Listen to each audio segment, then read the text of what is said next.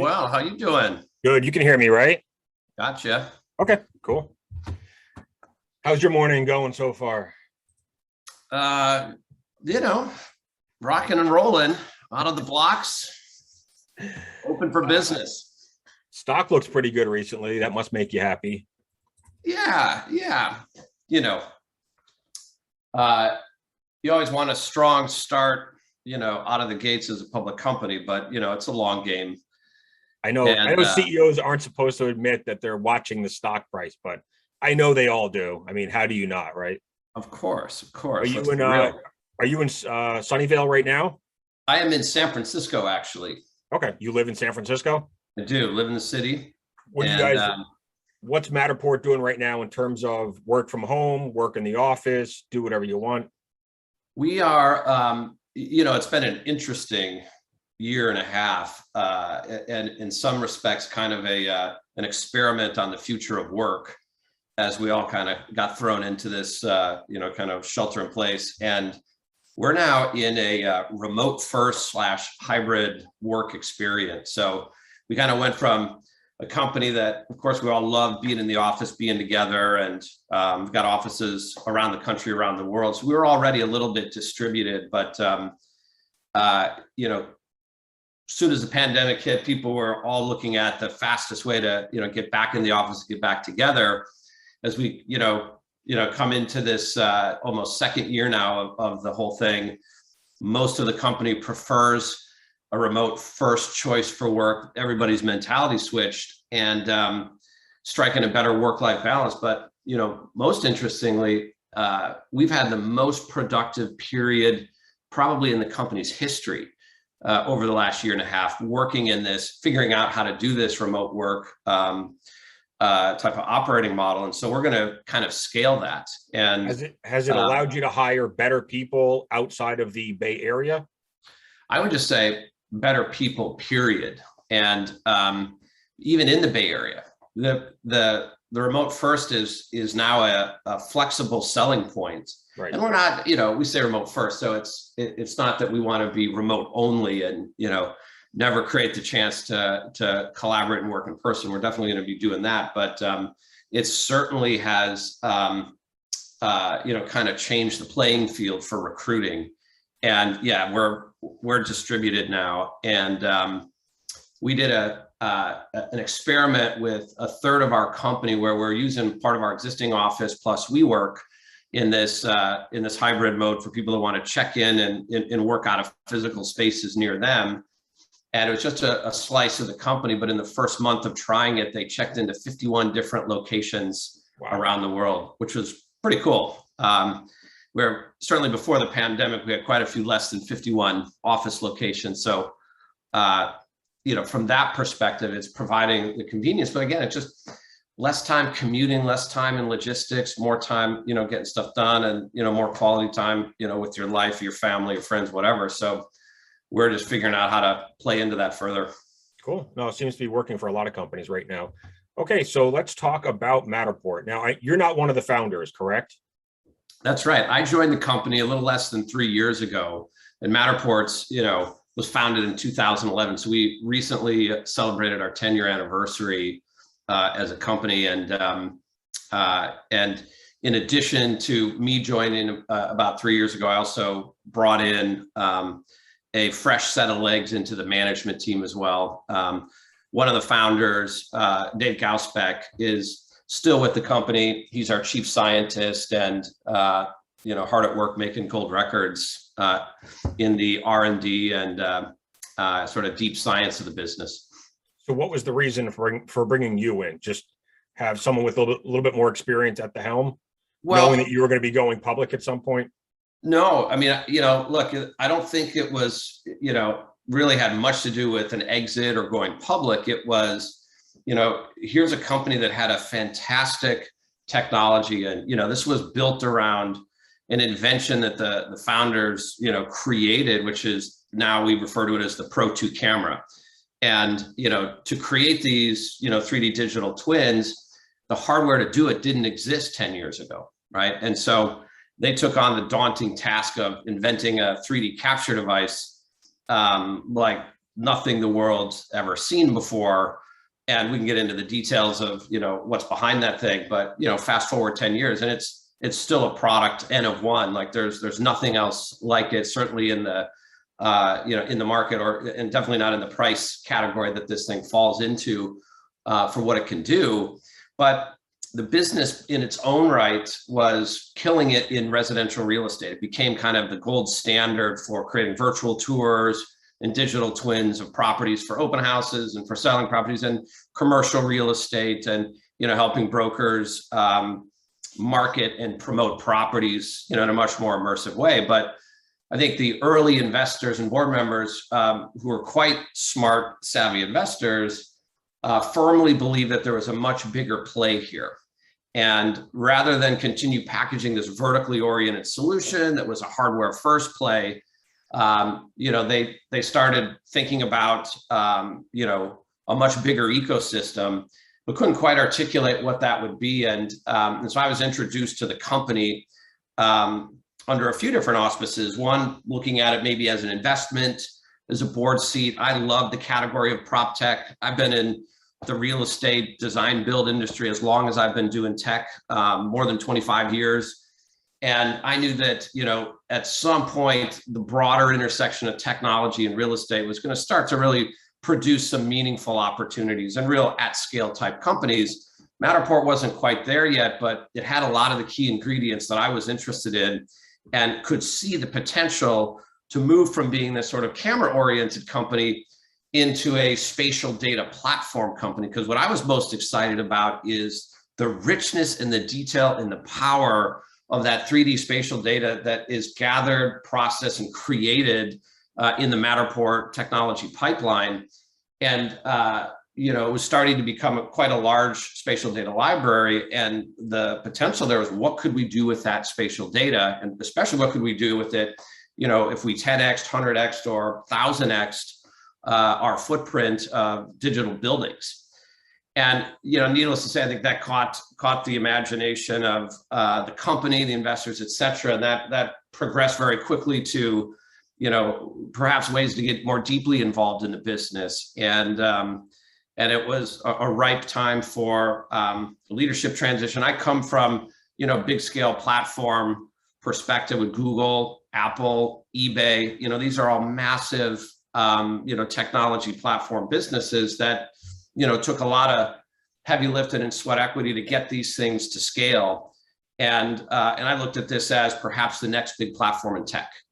And so too to my colleagues that I brought on from, Google, Apple, Facebook, LinkedIn, Salesforce, big leaders that have pattern recognition and built these kind of, at scale platforms, SaaS first businesses, to bring that horsepower to Matterport and see if we could transform this business into a real platform juggernaut. Now, so right now you guys are mostly hardware, software. Like you said, the Pro 2 is your flagship camera. If you go to the website, there are several other cameras. Do you guys make those cameras, or are those from third-party firms that are able to work with your software? So this was my vision and bold bet for the company. Coming in, where I said, let's contemplate and actually act on moving Matterport from a vertically integrated solution, hardware, software, spatial data, and our cool, digital twins, to rotate it 90 degrees. Let's become a platform business where it's all about the spatial data. It's about software. It's about, getting more value out of physical spaces, and, sort of gradually or gracefully turn hardware into a means to an end. It's no longer the end. In the early days, hardware represented 70, 80% of the company's revenue. And look, credit to Matterport, before I even joined the company, these guys sold over $100 million in hardware. Which what are the margins on hardware? Just out of curiosity, do you guys? Well, and I'll tell you, this thing is designed, built, manufactured, and distributed right out of the back of our headquarters in Sunnyvale.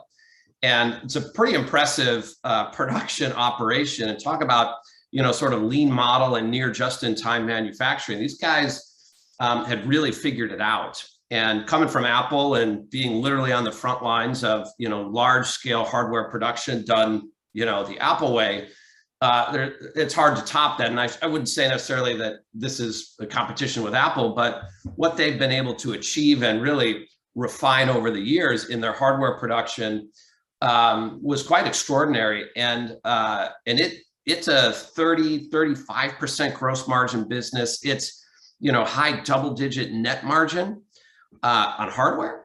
A lot of people used to think, well, gee, and it's a $3,500, camera, let's be clear. But, many folks thought, investors, that I started talking to once I joined the company, that it was this loss leader and nobody makes money on hardware. And, you kind of use that to get in the door and then, sell software licenses, what have you. But it's always been, accretive to the business, which is great. But, the real bold move was, I said, this thing only scales if we can flip it almost into a Zoom-like model where it's bring your own hardware. Right. We've got to democratize 3D capture, get in the hands of everybody. And now this is considered hardware, right? Because exactly, you launched the iPhone app, and I think, is Android out too? Android's in beta. Okay. It's going to be coming out of beta soon, or at least in a late stage beta in Q4. This is a really big deal. And frankly, it was 10 years in the making. To be able to basically move high precision, high fidelity 3D reconstruction to a device that just has a standard digital camera in it that's capturing flat photos. And the way we do that is through a deep learning neural network. We call it Cortex. It's our AI that does automated 3D reconstruction. And the way it does it and the way it's gotten so precise and so consistent is it trains itself on all of the reference models that we have scanned and captured, created using the Pro 2 camera over the year that has great precision, so that we can predict 3D geometry just from photos. This is not photogrammetry. It's not sort of these, off-the-shelf type of ways to try to triangulate depth from photos. It's our own proprietary way. But long story short, once you get enough buildings and the diversity of buildings, which we'll talk about the kind of stuff we're scanning, it might surprise you, but it's every type of building in 170 countries around the world. And that richness and diversity of data is invaluable to, the technology playbook, but it's what unlocked the ability to use a 360 camera, which is, kind of like the GoPros type of class of product, $300-400 360s you can buy on Amazon, to now smartphone, where it's just a software download and go, is a huge, first of all, technology breakthrough. But from a go-to-market perspective, I just went from, tens of thousands of Pro 2 cameras in circulation around the world to 5.5 billion smartphones that are now Matterport compatible capture endpoints. Suddenly, the notion of going after all 4 billion buildings in the world and digitizing them is not such an intimidating concept if you think that there's actually more smartphones in use today than there are buildings in the world. Now, what about the quality of the video, the virtual tour, for instance? Mm-hmm. Where I've seen videos of a gentleman that's hired by real estate agents because he owns one of the Pro 2 cameras, and he actually does these virtual tours for a fee. That's right. And he puts the Pro 2, which is, I don't know, maybe 12 inches wide by maybe 8 or 9 inches high and deep, and puts it on a tripod, and then moves it around the house, and it spins around, 360 degrees. The quality of that is just astronomical, and the detail that it can get. Yeah. Is it as good with the iPhone, and is someone just manually moving it around? Yeah. So a few pieces to that puzzle. No question, Pro 2 is, it's the workhorse. It's the go-to product, especially now in the enterprise. We're doing, loads of enterprise companies that have either hundreds of thousands of square foot facilities to capture, or tens of thousands of locations, like big retailers that have, huge global retail footprints that create all kinds of interesting, capture, challenges or opportunities, as we like to say. And the Pro 2 is 134 megapixel, 4K HDR imagery. It's a sophisticated piece of machinery for sure, but it has one button on it, power button. Right. Everything else is done in software. You just hit go, and this thing in 14 seconds captures millions of 3D data points and incredible RGB imagery. And it's amazing that that's been a leader in the industry, for 10 years now, and it's still going strong, which is amazing. But what I bet on, especially coming out of Apple and looking at, where, the smartphone wars were being played out was not in who's got a bigger screen or who's got a faster processor. And you see it today. The battle is all being played out in the image sensors and the camera capabilities, whether it's Google, Samsung, Apple, you name it. That's where the sort of competition is playing out, and there's extraordinary innovation and billions of dollars of R&D going into sensor technology on the phone. Why do I want to compete with that? Right? There's no way we're going to build a 10 years ago or 15 years ago when this phone first came out, you probably wouldn't have been able to use it to do this sort of video or still image capturing. It wouldn't be consistent enough, wouldn't be on high fidelity. But now, these things are incredible ultra wide field of view lenses with extraordinary image quality that's rivaling DSLR by far, and it all controllable and customizable with computational photography tools and stuff right inside your camera app on these devices is a game changer. And so I'm turning all of that competitive front lines with the big tech companies and all of that R&D. It's really Moore's law is really honing in on sensor technology. And I got the company in position to say, let's just be a platform business that can embrace all of those innovations as they roll out. Case in point, out of nowhere, what was it, about a year ago, Apple announces the iPad Pro with a LiDAR, rear-facing LiDAR sensor. Now it's in the iPhone 12 Pro as well. Like, who puts a LiDAR sensor, in a consumer device? And, what's the use case? Well, you guys there is a LiDAR sensor in your Pro 2, right? No, it is not LiDAR, actually. It is, it's an array of structured light sensors, similar in concept of what they do, but it's not a laser that's providing the depth sensing. It's actually a much more cost effective, and because we use an array of those sensors, it can be equal in performance, and in some cases better, but at a much lower price point. So, you see a lot of the industrial grade LiDAR cameras for capturing buildings in sort of an industrial setting. They can cost as much as $150,000 per camera.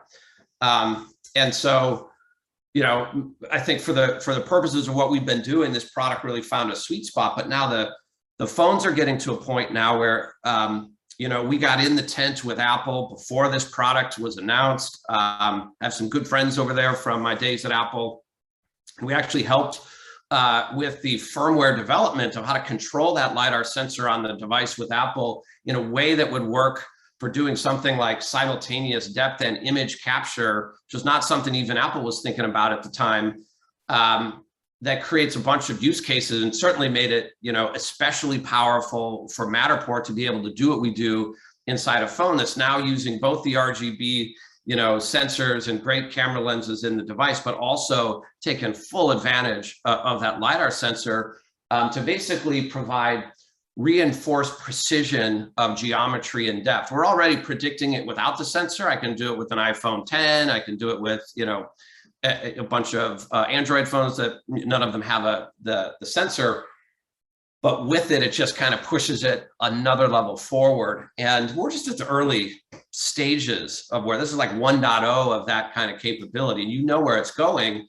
And so now we're in position where, well, people used to say, gee, if you launch Matterport for iPhone and you make, it free, which we did, we said you can scan one house, one building, one Airbnb for free, you're going to cannibalize your whole business and your principal source of revenue, which is, your Pro 2 camera. We said, no.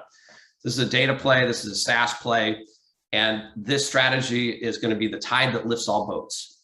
And, suffices to say, we launched a quiet beta of Matterport for iPhone in May of 2020. And in the first 3 days of that launch, we signed up more subscribers to Matterport than we did in the first 8 years of the company. Wow. And that was just a soft beta. Who do you think most of those customers were? Were these I know exactly who they were. You know, we're very curious, right, to see sort of where this went. And, you know, a lot of people thought, well, it's going to be consumers, it's going to be, you know, homeowners and stuff. Well, there certainly, you know, was a large cohort of curious, sort of the long tail of property owners, Airbnb hosts and things, where this is a fantastic DIY, you know, self-service solution. Just literally download the software and go. We took all this friction out of the equation. But the other part of it that, you know, was most exciting was SMB, mid-market enterprise and full-scale global enterprise companies were turning to Matterport for iPhone as a convenient try before you buy type of mechanism. Same kind of thing that Zoom has or Slack has, where you can get these full functioning versions of the tech and evaluate, you know, if it's going to work for you and your organization or your purposes. And so we were getting Fortune 500 companies that were jumping into Matterport and scanning factory floors, scanning corporate facilities, scanning hotels, and they, you know, ultimately turned into customers that we describe as sort of in our land and expand sales motion. They come in, they try it, they like it, we connect with them, you know, directly, and we've turned them into enterprise customers. And all began with iPhone. I mean, the company's been around, and many of these Fortune 500 companies knew of Matterport's capability, but they just never got around to cutting a PO, you know, getting the $3,500 camera in, figuring out how to do it all. When suddenly that was probably part of the holdup for them, is if they have multiple locations and they buy one camera, then if they want to get shots of all the locations, they have to keep shipping the camera from one spot to the other, versus someone there is going to have this. Exactly right. It doesn't scale. And so you're going right to where, you know, the playbook is, you know, even at our best days, and if I was giving away, you know, the Pro 2 camera, that'd be quite an expensive cost of customer acquisition. But that would be a loss leader. That would be a loss leader. But the logistics and the reality of that even ever, you know, getting to the level of scale and, you know, kind of meeting the demands of, you know, the global built world footprint, you got to flip the model, right? And decentralize capture, right? And so we described it as democratizing 3D capture, and keep working on, you know, these endpoint devices and get it to a place where it's precision, it's high powered, it's easy to use. And we got a lot of innovation and a lot of exciting things that are going to be following these smartphone capture launches, you know, in the coming quarters, that I think are going to demonstrate how we do exactly that. And, you know, we've already got, you know, like you can imagine these retailers, for example, they used to scratch their heads and say, well, you know, how long is it going to take to capture 10,000 of our retail locations? We want them all digitized for remote facilities management. I want to do site inspections and walkthroughs without actually having to deploy humans and put boots on the ground with tape measures in their hand. You can go into a dimensionally accurate, high fidelity, you know, location anywhere in the world in 2 seconds. Well, how do you do that, right? And how do you do it quickly? Because that's a lot of buildings and square footage, and the locations are all over the world. Well, if you had one store manager, one store employee, either just pick a day before the store opens or when it closes, put your iPhone to work, put it on a tripod, or just hold it in your hand and run the process, you could do 10,000 locations in a day. Right. If everybody just does one store, one iPhone in location, of course, right? It's yes. And for those that want high precision, saying, hey, we're going to completely remodel this store, we're going to tear down the pharmacy and rebuild it, you know, from the studs up, you might bring in a Pro 2 camera for high precision, you know, space mapping and construction documentation, no problem. The cameras work interchangeably as well. And if you scan spaces over the time of, say, a construction project, we can create a time travel kind of experience, so you can be in one space and actually just watch how it physically evolves, and, you know, it goes from open wall framing to a complete, you know, finished product, all in 3D, which is quite powerful. And then you also have the blueprints of that whole construction project, you know, for the life of the building, which is also, you know, a super valuable asset. And you can do this in kind of an interchangeable fashion with any capture device that we support, which, you know, it's really to try to make it customer centric. Now, I think you said that there are 4 billion buildings on the planet, and you guys have somewhere around 4 million. Is it 4 million buildings or 4 million spaces already? Yeah, it's approaching 6 million now, actually. You know, we are digitizing 250,000 buildings and spaces a month, just to kind of put it in context. The last known competitor that was sort of creating virtual tours of a true 3D kind, not just videos or panoramic photography, but trying to really do 3D modeling of spaces like we do, it's no longer in business. Took 5 years to digitize about 5,000 spaces, and in Matterport parlance, we do that in about an hour. Just from a scalability point of view, we're in a completely different, you know, zip code than the rest of the market combined, to be quite honest. And so, but that's still not good enough, right? The importance here is to create, you know, a capture theater and a capture network across the globe that can move that from 200,000, 300,000, you know, to 2 million, even 5 million buildings and spaces a month. And so it's a mixture of the two, right? Some cases it's a building, some cases it might just be a floor plate or an office, you know, story in a multi-story high rise. And that's why we say that, you know, the real market opportunity, there's 4 billion buildings, but within those buildings, there's some of them are multi-tenant. They could be apartment buildings, condos, certainly office high rises that could have 100 different tenants. And we break that out for a reason, because we want to understand what are the monetizable units, right? And so one building with 100, you know, office tenants in it means potentially 100 subscriptions for Matterport versus 1 subscription for the building. Now, I know you guys already work with Redfin, Airbnb, a bunch of other real estate companies, and I'm pretty sure that residential real estate is probably still the fastest growing segment of your business. And for anyone that's gone to Redfin or other real estate websites and taken these virtual tours, a lot of them are powered by Matterport. Do you think that's going to stay your fastest growing piece of the business, or is it going to be something else in hospitality or retail or, you know, commercial, industrial, et cetera? Because if I go on your website, you know, you guys have a bunch of different demos, and, you know, one of them is a really fancy resort. I mean, just incredible. One of them is the Nike store in Milan, and you can literally just walk through the Nike store, and the detail is so incredible.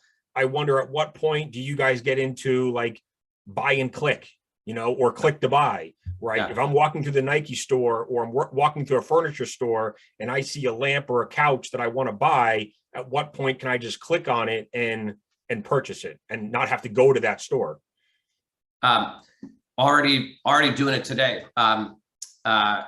Cost Plus World Market, you know, retailer here on the West Coast, and I think they're across the country as well, came to us and said, we want to do for the summer a virtual experience for all of our outdoor furniture, our cooking supplies, and, you know, outdoor dining and all that stuff. And they have a flagship store with this beautiful setting where all of that stuff is set up in an outside terrace, overlooks a vineyard. But it's all in context of like how it might appear in your own backyard, right? Right. And we Matterported it, and then we put a layer over the top of it, because Matterport is basically just as I was describing earlier, it's a data platform today. So this thing can be customized in ways, any way that our customers want it to, because we've opened it all up with APIs and SDKs, so you can extend it in very cool ways. And one of them is a commerce layer. We're built right into the Matterport space. You can use Matter tags and turn them into product pages. So you can zoom up on a couch, a table, a barbecue setup, an umbrella, and just moving around through this outside space. You see it all in context, and you click on it, and then here's all the specs, here's the price, here's the different colors it comes in, maybe even a video of the product in action. And then you just hit add to cart. You can fill your cart up and check out all within Matterport. Wow. And it was the highest trafficked promotion on their website that they've ever done. And you can imagine why, because it's pretty, you know, engaging. When you put a Matterport space, whether it's Redfin or Realtor.com or Zillow, like we move engagement, which is traffic, clicks, et cetera, by 300 to 400%. And again, you could imagine why. Like looking at flat photos of houses is fine and it's cool, but to actually go in the house and be able to spend time in it and then come back into it later, all that stuff, is a huge engagement driver. And it turns out it's also a conversion driver for commerce. And so our strategy is, we're not going to run around and chase every use case and, put our engineers on, each customer's wish list of things to build, but rather let's create a developer ecosystem, a platform ecosystem where third parties can come and build those capabilities as add-ons that all of these other, clients in retail, like Nike or Starbucks or anybody, would be able to just add on as a sort of an additional subscription layer to Matterport and a rev share that we share with those development partners to extend the functionality of Matterport in exactly these kind of ways. So that's actually, a very important part of our platform strategy. And we now have 100 what I might describe as enterprise partners co-developing and bringing their technology onto Matterport, putting Matterport into their technology, and almost 3,000 developer keys out with companies of all sizes, including startups and stuff in the middle that are building and innovating really cool extensions for Matterport that will soon appear in our app directory. So you'll be able to, customize and extend the functionality of Matterport for any of these different vertical market applications. Do you think at some point people will be able to, so like, let's just say I go to Walmart, once a week and I do my food shopping there or pick up some other stuff. I mean, it could be Target, it could be any retail store, it could be a grocery store. Do you think we get to the point where someone can pull up their local grocery store, their local favorite retailer, and just literally use Matterport to walk around the store and buy what they need? Yes. I mean, as evidenced by this example with Cost Plus World Market, and that was a pull, meaning the retailers are, look, I've been doing a lot of different technology companies since Internet 1.0, and there were lots of different models for virtual malls and virtual, kind of shopping experiences. And I've been doing e-commerce for a couple decades, and we tried a bunch of those, and they just didn't work. And nothing beats a good search engine and some Amazon results and one-click buy and same day delivery. Tough to beat. But it turns out that especially for things related to spaces and homes, home furnishings and things like that, it's a totally different deal. And there's real demand for this kind of thing. And so for us, there's no question that I think we can get it to a level of, let's call it realism, where that quality of the experience is good enough and differentiated enough that people would actually go to it versus just, searching and, looking at stuff in a search box. The other area related to this, and there are many, is museums. We're digitizing more museums than, we ever have. And maybe partly, driven by the pandemic that basically shut them all down. Nobody was able to go to museums, no admissions revenue, it's pretty tough. And the initial resistance was, well, gee, if we create a virtual version of our, museum, then no one's going to come in person. But you could charge them for the digital experience. You could charge them for. You could charge. That way, I don't have to fly to Italy to see, some ancient artifact. I mean, think of it this way: the Forbidden City is 1,000 buildings. It's the most popular tourist destination where 19 million visitors went to the Forbidden City in China before the pandemic hit, and it was just going up through the roof. And of course, that all right. Shut down, and they were very interested in having a Matterport of the entire campus of these, extraordinary buildings. And the discussion quickly went to, well, geez, even if you charge 99 cents, and you went from 19 million to maybe, 100 million people, because there's all these other people you'd catch in the net that just in their lifetime would never, get to China or get there anyway. So you cast a wider net. It's just like, the old iTunes model at 99-cent songs. You create accessibility to these things that suddenly, could create a revenue stream like they've never seen before, on fantastic unit economics for the customer. That's kind of a game changer. And so, the mindset, the hesitation at first about it cannibalizing their in-person business was the same thing that happened in residential real estate 5 or 6 years ago, where realtors initially rejected the idea of Matterport. They're like, we need our clients to come into the space, walk through it, feel it, smell it, and I need to give them a business card. And if they don't like this house, I got 3 others down the street. I need to be able to kind of upsell and cross-sell them. What they didn't realize was Matterport was just casting a wider net of people that would show up to the listings. And it would, I was looking for a house during the pandemic, and every time I go to an open house, there was 10, 15 people walking around the house. But I talked to the realtors and they said most of these houses are being bought sight unseen because the virtual tour has gotten so good. People don't need to go to open houses anymore. We broke some records last year. One in Aspen, the highest per square foot price home ever sold in Aspen was bought sight unseen, powered by Matterport. And the broker was so blown away, he did a whole blog write up on it, totally unsolicited. This happens a lot, like we see these stories pop. And it was a $14 million penthouse. So it wasn't, a small, property off to the side. It was a big purchase consideration, and it closed in 12 days. And in New York, shortly after, a $28 million penthouse closed in 7 days, sight unseen, powered by Matterport. And that's where we're headed. And you look at where the world's going and what Redfin's doing and Open Door is doing with iBuying, and really kind of turning real estate into e-commerce. You can't, Matterport becomes an indispensable tool for that, right? There's no question. Back to my earlier point where I said I watched the video of a guy go into a house and use the Pro 2 to take all the images.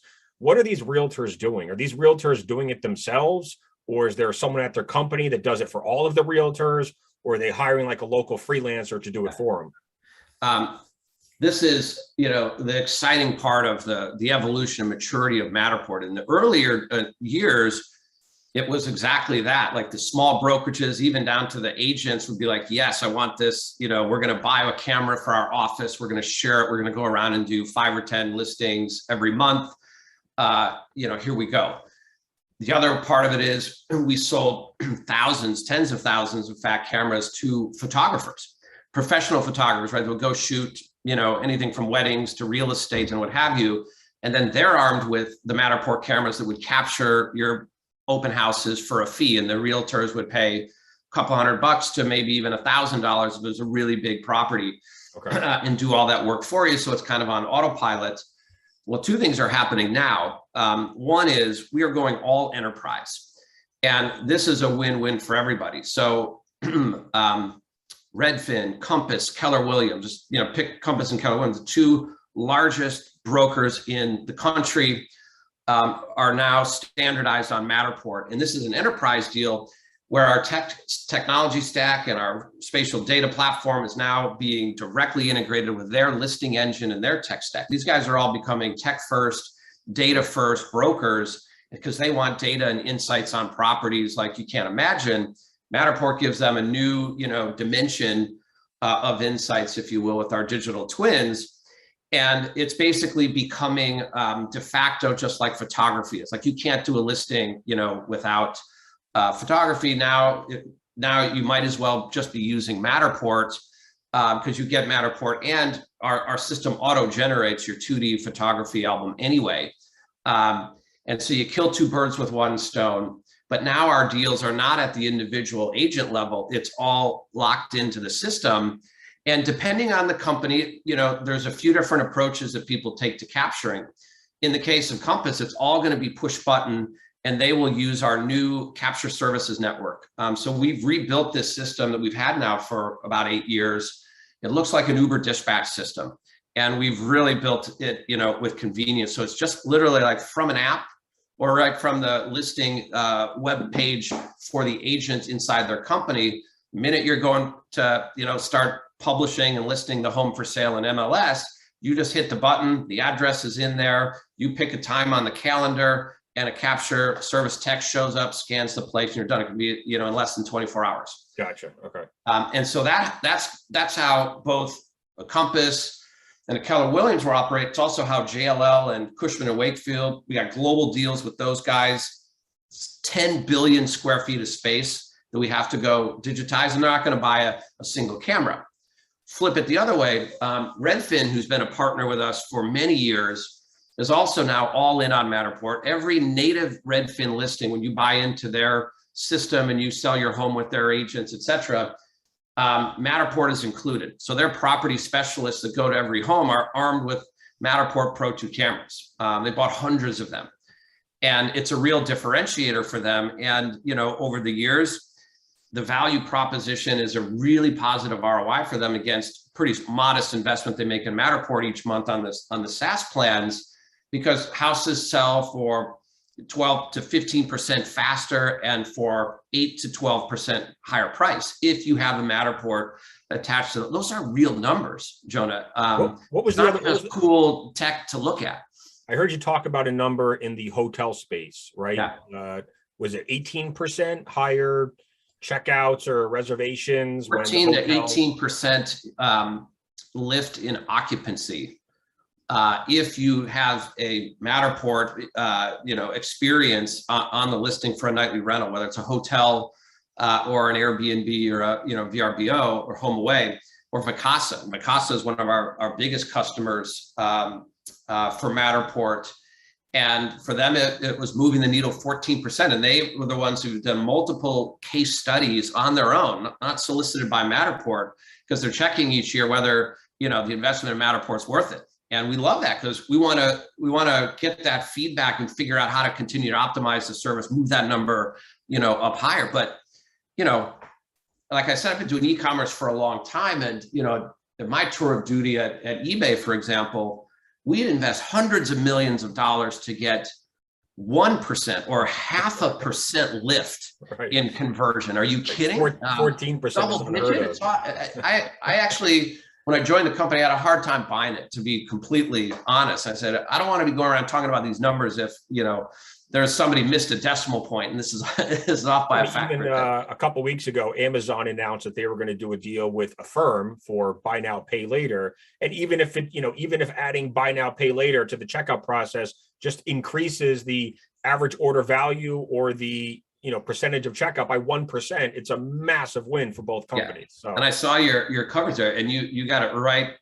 On the target there. That's exactly what's going to happen. It's a game changer.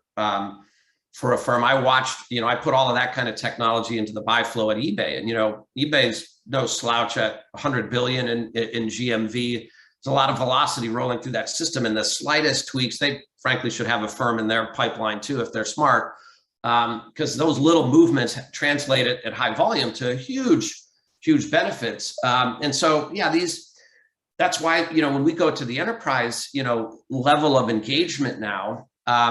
The companies can see a much bigger aggregate value to Matterport. But I'll tell you one last thing.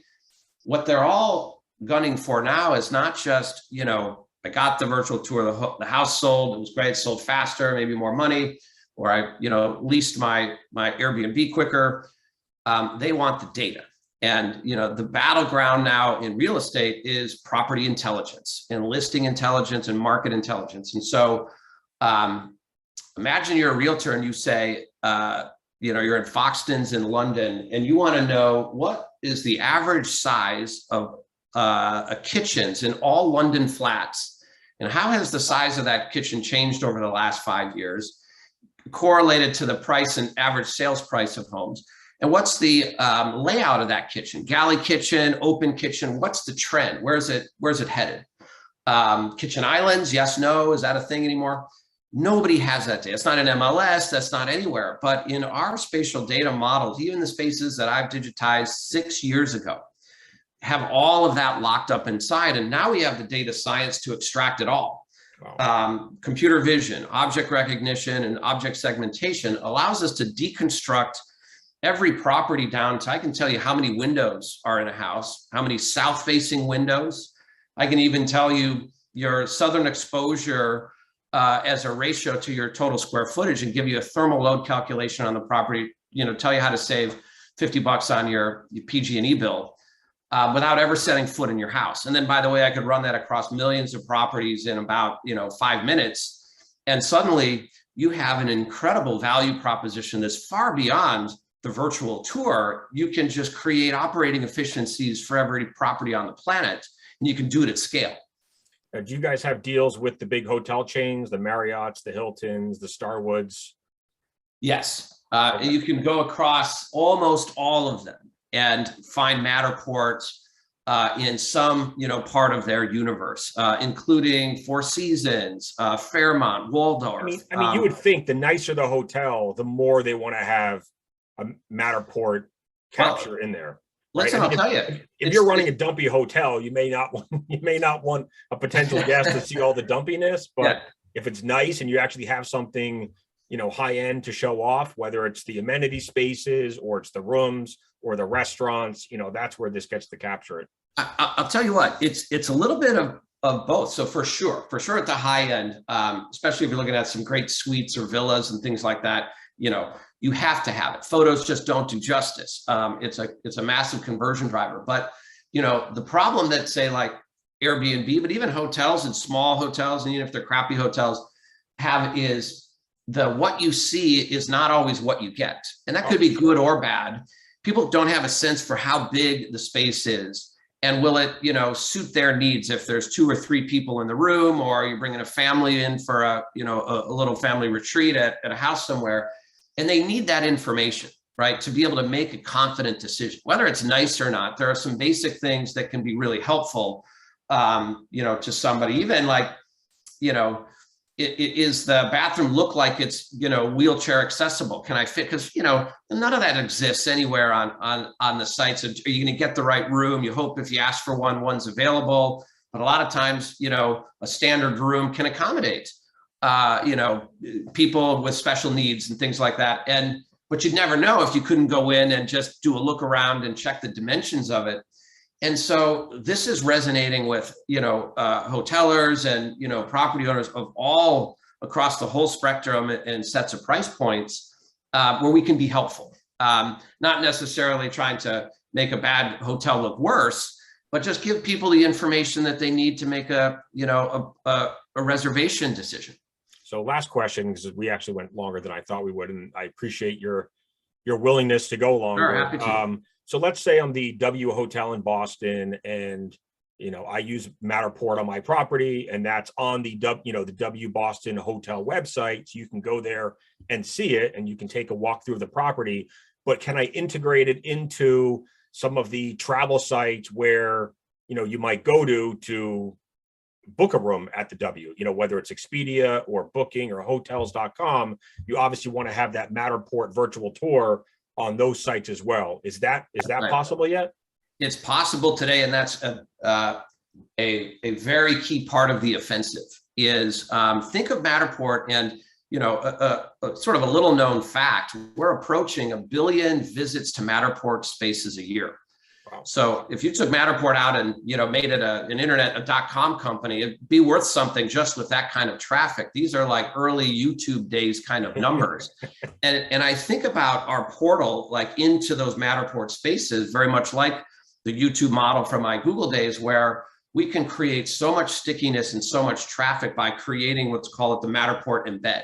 And you can put that Matterport embed anywhere on any website. And but for, let's call it the first 10 years of Matterport, the investment has been all on the capture side and really try to perfect that 3D, tour and experience, really get it working across all of these, other devices like smartphones.